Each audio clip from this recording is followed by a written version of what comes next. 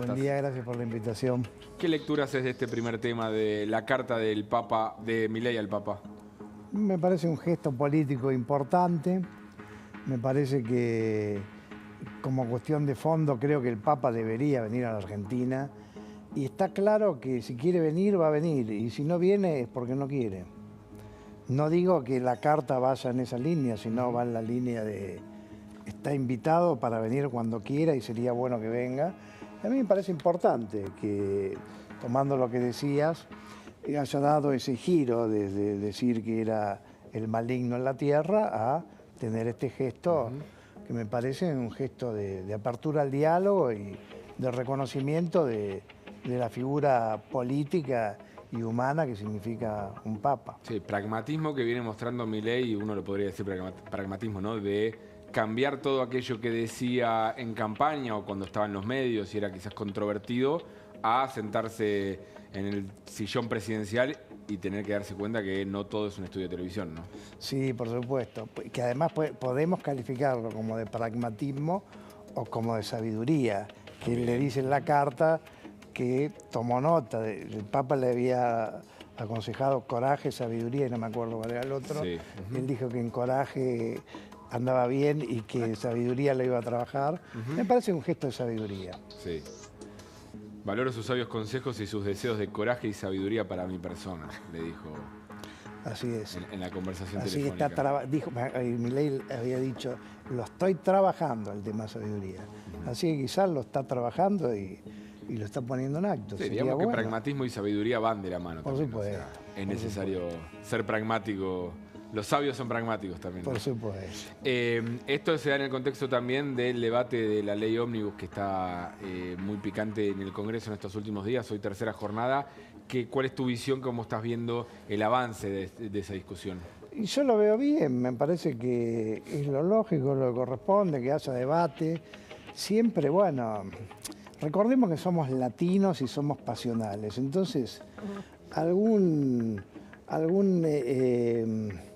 chisporroteo, algún exabrupto, alguna intensidad, siempre va a ocurrir. Pero a mí me parece que está dentro de la medida de lo razonable. Por supuesto, si uno los toma hecho por hecho, hay algunos que uno podría decir, bueno, me parece un exceso, esto es impresentable, pero me parece que en la general creo que es un debate necesario.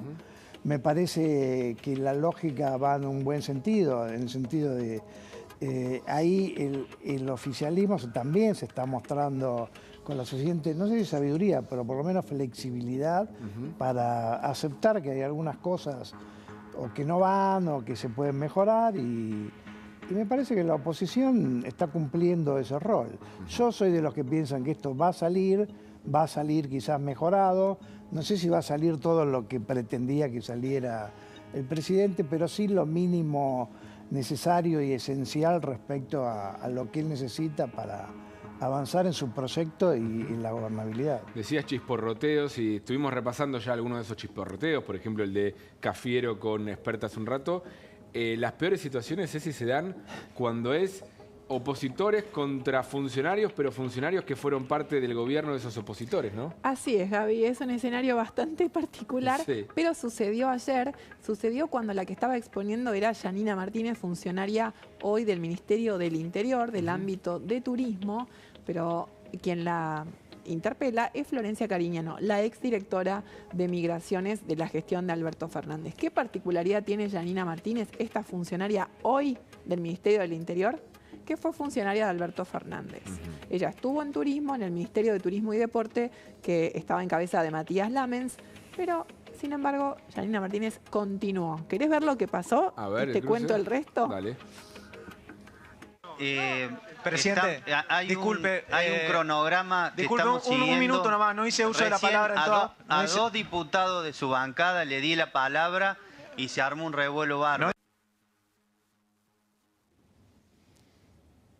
Hasta ahí, bueno, está cortado ese fragmento en realidad, porque nos perdimos eso que decía, que es lo de Florencia Cariñano. Exactamente. Increpando a Yanina Martínez por criticar el previaje que ella implementaba cuando era funcionaria. Cuando era funcionaria del Ministerio de Turismo y Deporte. O sea, había una crítica muy fuerte al previaje. Florencia Cariñano toma el micrófono y le recuerda a Yanina Martínez que fue funcionaria, que es un acto de caradurez criticar lo que está criticando, porque hasta el 9 de diciembre fue funcionaria en el ámbito de Alberto Fernández, la gestión de Alberto Fernández, y luego pasó al otro lado con Javier Milei. Yanina Martínez, cuando uno preguntaba, cuando finalmente es designada y demás, y preguntaba un poco la hoy oposición, te decían, mirá, nos llama mucho la atención que Yanina haya decidido seguir en el gobierno actual, porque el 19 de noviembre lloraba desconsolada en el Centro C, en el complejo sobre la calle Corrientes, búnker de Unión por la Patria, lloraba desconsolada por la derrota aplastante que había sufrido Sergio Massa. Entonces decían, lloraba el 19 y la semana siguiente ya había decidido ser funcionaria. Bueno, ella era de mucha confianza. Quizás lloraba no por perder, sino por el miedo a perder el trabajo. El miedo a perder el trabajo y bueno, lo conservó. Lo conservó. Lo conservó. Por eso quizás está bien. Una persona de mucha confianza de Alberto Fernández, es catamarqueña ella, o sea, se la vinculó partidariamente, muy cercana a Luis Barrio Nuevo y también, bueno, a Alberto Fernández, ¿no? No era del riñón de Lamens, que era el ministro de Turismo y Deporte, sino que era una funcionaria más cercana al albertismo puro. Que ella justifica en eso diciendo, no, el previaje era Lamens, no, claro, no era yo. No estaba tan de acuerdo. A ver si ahora lo tenemos. A ver si lo vemos.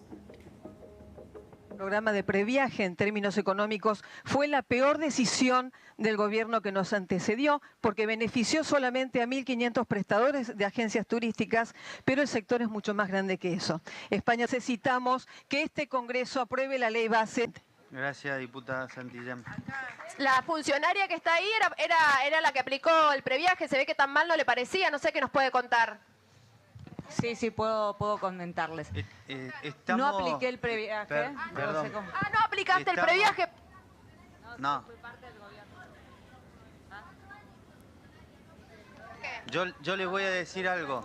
Le voy a decir. Sí, contanos. Le doy la palabra en el orden que se han puesto para ser oradores. Tampoco puede pavimentar sin espontaneidad. Está aprovechando hacerlo. Yo fui, todos saben, no hace falta que se los diga. Estuve en la gestión anterior y sin dudas siempre pregoné porque el turismo es una actividad generadora de puestos de trabajo y creo que la Argentina requiere más turismo en este momento, así que vamos a trabajar con todos los organismos provinciales para que sea y también con el sector privado, así que eso es lo que le quería decir. Previaje, que conteste sobre el previaje. Muchas gracias.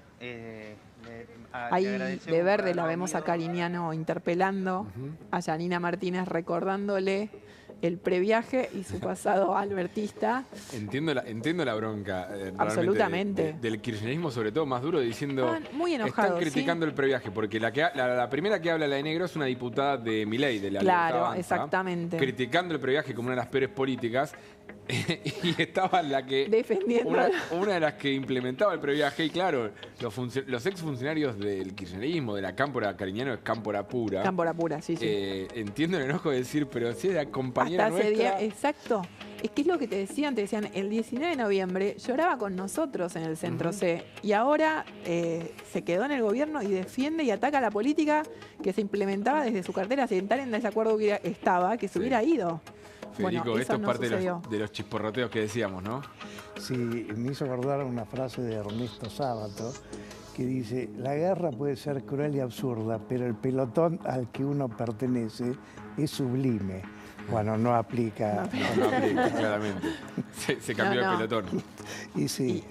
¿Qué pasa? Hay bastantes funcionarios del gobierno de Alberto Fernández que siguen en cargos en este gobierno. El caso quizás de la más conocida Flavia Rollón, que era ministra secretaria de Energía y ahora es secretaria de Minería, que también se dan cosas controvertidas porque va Chirilo, secretario de Energía, a criticar la segmentación que hizo el gobierno anterior que la hizo Flavia La diferencia internamente que te hacen cuando vos consultás en la gente de Unión por la Patria es que Rollón no la consideraban una propia y la consideraban más un cuadro técnico, digamos.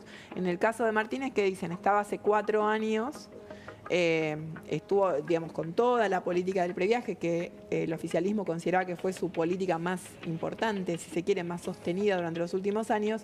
Entonces, realmente, digamos, a Rollón nadie la vio llorando básicamente en el Centro C ese día. Digamos, una persona más técnica que política. En el caso de ella, mencionaban ese hecho con quien consultaras te recordaba ese episodio. Claramente. Federico, esto es parte, si querés, también de la nueva política que estamos viendo, toda la bomba neutrónica, me gusta decirle, que generó Milei en la política, ¿no? Sí, bueno, yo creo que indudablemente fue y sigue y va a seguir siendo muy disruptivo. Bueno, más allá del hecho puntual porque habría que conocer más en detalle las razones por las cuales hubo ese cambio. Bueno, yo creo que indudablemente Milei hasta ahora le está imprimiendo a su gestión por lo menos la intención de un giro copernicano, tanto en las medidas económicas como en el modo de plantear la discusión política. Después, yo soy de los que piensan que la historia se define por los finales y los resultados son los que cuentan. Y tomando la misma frase de Milei cuando dijo que la diferencia entre un genio y un loco es el éxito. Claro. Yo creo que esto va a salir y a mí me parece que es importante que salga y que el presidente tenga todos los elementos que él consideraba que es necesario tener. Y después la realidad determinará si era bueno, regular, malo o qué. El tema, distinguir las cosas que son necesarias para la gestión presidencial y las cuestiones que son modificaciones de fondo a, no sé, por ejemplo, la reforma electoral, que ayer fue parte del debate. Y muchos dicen, esto puede llegar a impedir que avance todo lo que sí es importante, todo lo impositivo, todo lo fiscal. Nos está planteando un cambio de raíz de la manera de votar en Argentina, que necesita mucho más debate de fondo, si querés.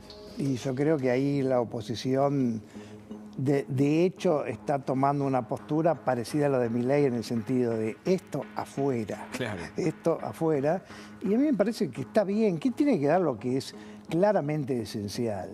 Y yo creo que en un análisis muy preliminar uno notaba que hay cosas que son urgentes, otras trascendentes, otras irrelevantes y otras un gran signo de interrogación. Entonces a mí me parece que si el Congreso contribuye a esa clarificación y a una especie de darwinismo de que queden las mejores ideas, me parece que está bien. Me parece que cumpliría su rol y le daría al presidente lo que el presidente entiende que es lo esencial. Sí, la gran duda es, en las cuestiones de fondo, en las cuestiones económicas, es donde también aparecen algunos ruidos. Sectores que dicen, y aumento de retenciones a economías regionales, no estamos dispuestos a votar porque afecta a los intereses también de la propia capacidad productiva de nuestras provincias, dicen muchos. Bueno, yo creo que acá se aplica eso de que a veces decimos el núcleo duro.